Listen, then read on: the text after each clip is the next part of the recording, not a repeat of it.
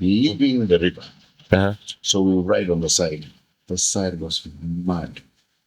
I mean, and you went down so deep you thought it was quicksand. Uh-huh. So the bikes, all of our bikes got stuck. Needless to say, the 650 struggled. I mean, there was a particular place where the sand and the mud and the river was so much that I decided to cross the road, which was now a river, and go to the other side. And I chugged along, and it was very nice. It was firm, and I went slowly. I mean, just gently trotted. And then, unfortunately, just when I thought I was at the end, I got overconfident. I gassed it a little bit, and it hit a stone. The wheel turned right angles almost. Guess what happened to yours truly? I swam in that. You had to be saved. I swam in that. Took a dive. Yes, I took a dive. Yeah. And needless to say, I had already bought several plots on the sand. Now coming back, I took a dive and I swam in the river. And then we did, the nice thing about it is we did 11 kilometers in 12 to 14 hours. 11. You can imagine what it means to do 11 kilometers in 14 hours. It's, that's the time people take from crossing Uganda. Yes. No, from me and Tish did from here from Kigali via Tanzania To Migori, yeah. in 14 hours. So imagine. This was 11K. I mean, you can't, even when I think back, I'm still thinking, no, we didn't do that. But the bikes would not only fall, they would stall, they would dig themselves into the mud. You literally had to try to take the bikes out of the mud. But where you are standing, you yourself, You're stuck. Yeah. you're sinking. So lifting your foot, and it was an experience and a half. In the end, we stopped. I said the road was about 18K. My memory serves me right. So we did about 11, which means we still have about a good night To go. It started raining again in the evening, and we were cold. So we asked a Maasai. There was I think it's Maasai. It's the Turkana. It's the Turkana, Yeah. because it's Lodwar, it's Turkana, If we had somewhere to stay, and he said yes. So he led us to his brother, who had a brand new. It was a hut of some kind, but it was made of cement, and it was rectangular, not round. It wasn't Like a Manyata. Manyata, it wasn't a manyata, Yeah. it was round. And he sold us a goat, which he slaughtered, and he gave us a ugali. So we had a picnic, and we slept in his. He had finished his building, but he had. So he gave us mats, reed mats, and we just spent the night there, and it was okay. We spent the night talking. Adventure. We spent the night talking, and lots of laughs, and it was great. So in the morning, when we woke up, one of the team members decided, you know what, let me ride in the river. And he rode in the road, which was full of water, but it was hard. Yeah, the bottom, because the river clears the sand. Yeah. So I think we took about 30 minutes, which means if we had known this the first day, or if we had the courage to ride in the road, we actually wouldn't have spent the night. But that also comes to experience, yeah? Yeah. I mean, it's, hindsight is always 2020. Yeah. After, Once you be, it's actually a ride I want to do again, but this time I would be more circumspect about my equipment. Yeah, I would like to do a lighter bike. A much lighter bike. I think a Gen 2 KLR, also in Kenya, which I'm a proud owner. I jointly own it with somebody, but I'd like to do it with stuff like that. Okay. I don't know Paul is Team Kawasaki. Yeah, even me, I'm surprised. This is Yes. Paul. Yeah. I've owned the Kawasaki Ninja, and I part own The Suzuki. a Suzuki. Uh-huh. But I've owned 3 BMWs. Uh-huh. I have the 650 there. I have the 1250, which is in the Gambia. A 1200 in Gambia. Yeah. 1250. 50 here. Here in Kigali. Yeah. Okay. So I'm also a Kawasaki boy on the speeding side. Kawasaki. So I'm actually glad to know that. So Kenya has, I think Paul loves Kenya too much. Yes. If you look at his things and everything, likes to Kenya too much. And the stories are endless on that end. But I really want to hear his East African stories. And that's why I'm pushing you to Uganda. Okay. Now, Uganda. just to say that my introduction Yeah. was a little bit reserved because I am a Gambian national. Yeah. I think we missed that, yeah. I am a Rwandan resident, Uh-huh. but I am a Kenyan by choice. Okay. So, from obviously one step leads to another. Uh-huh.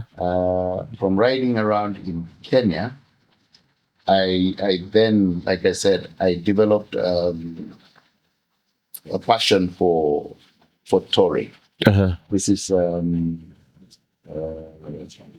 just bikes that are slightly off-road, have some off-road characteristics, which is why I moved to the BMWs, which BMW. Yeah. and they are comfortable and they can, in the hands of more able people, they are pretty competent bikes off-road. Off-road, yeah. Because of my height, my size, and my competence, it's a bit challenging to take it off-road. So Yeah. I It's pretty a tall bike, yeah. am very serious of Off-road. but I have ridden extensively in Uganda, and most of my rides I did alone. Don Bale, obviously I've ridden from Kenya through Uganda, passing through sometimes we Entebbe, sometimes we. I think I did a ride once from Masaka and crossed over on a Maram road to Port Portal, and then where the other way around. Then spend the night, and then I've ridden through Queen Elizabeth Park. Yeah. I see That's Kasese. lions. Yeah. Elephants. None of those. Really? Just rode through and I didn't see any. Oh, So I guess that's one of the best places to be, yeah. yeah, I rode through there and then came back out in Barara. Uh-huh. And, I came from Barara to Kigali. So when I moved from Kenya and came here, then I had work to do in Kenya. For about a year, I spent working in Kenya for Rwanda. Ah, okay. And it was a ride. I mean, twice a month. I would ride down.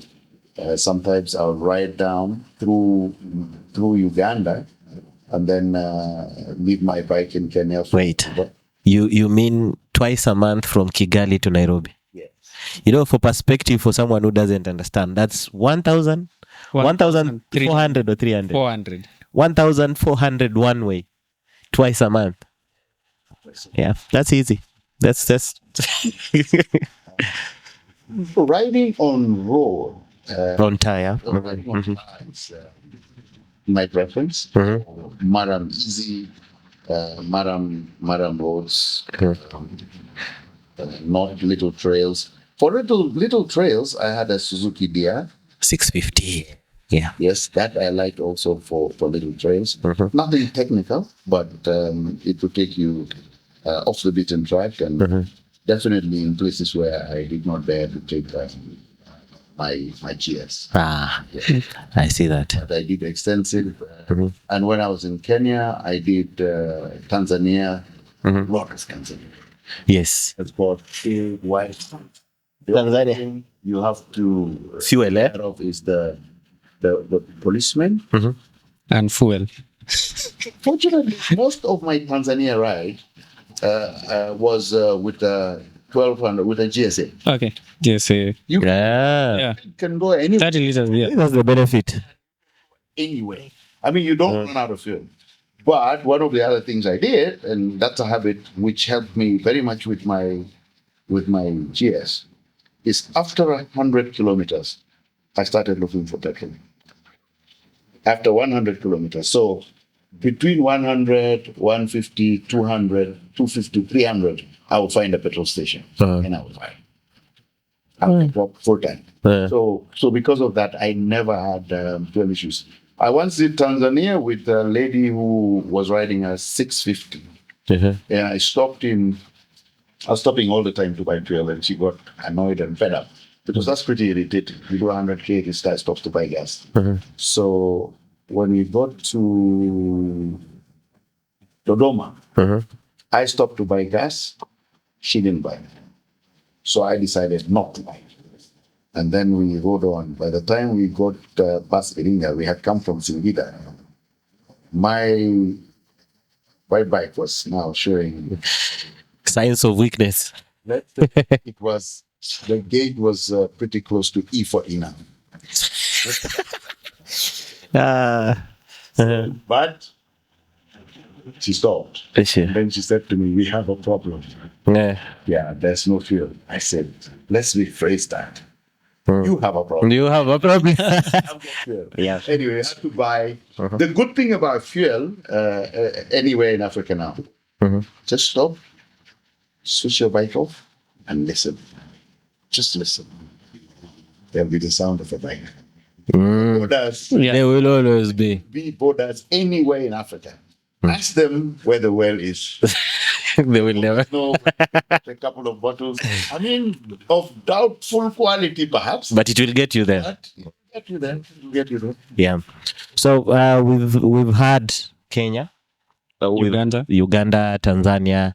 Now I want us to come back to Rwanda, where the real deal is. But I'd like to combine that with a little bit of safety, the safety talk, and the reason why we have part 2 of this conversation.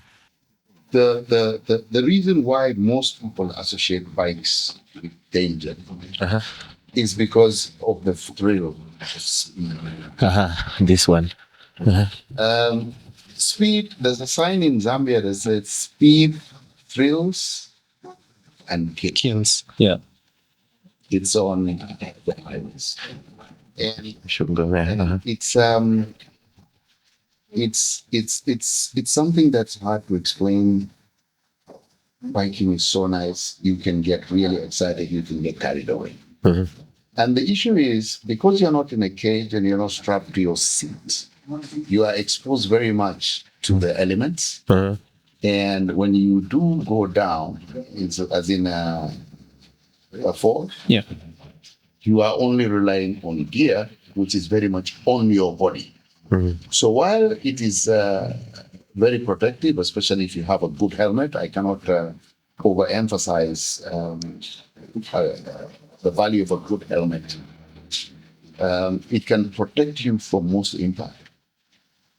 The riding jackets, they are padded, they can help. But depending on speed and terrain, you will still get hurt a lot. Bikes are not inherently in themselves dangerous. I have yet to see a bike that is parked and it caused an accident. Most of it is that when you ride and the excitement takes over, you forget your vulnerability. And bikes are very unforgiving if you are not attentive. If you are not attentive, if you don't know the terrain, if you are not anticipating your ride, if you're not anticipating the road conditions. Like when you ride long distance, say in Tanzania is very open. When you ride through Uganda, there's some parts where the grass is very tall. And if you look, you can actually see the grass shaking almost 300 meters from you. Now, you need to keep an eye on that, and you need to start easing on the problem. It could be a wild animal running. Makes sense. And if you glimpse some glimpses of metal that seems to be moving, most likely it's a motorbike.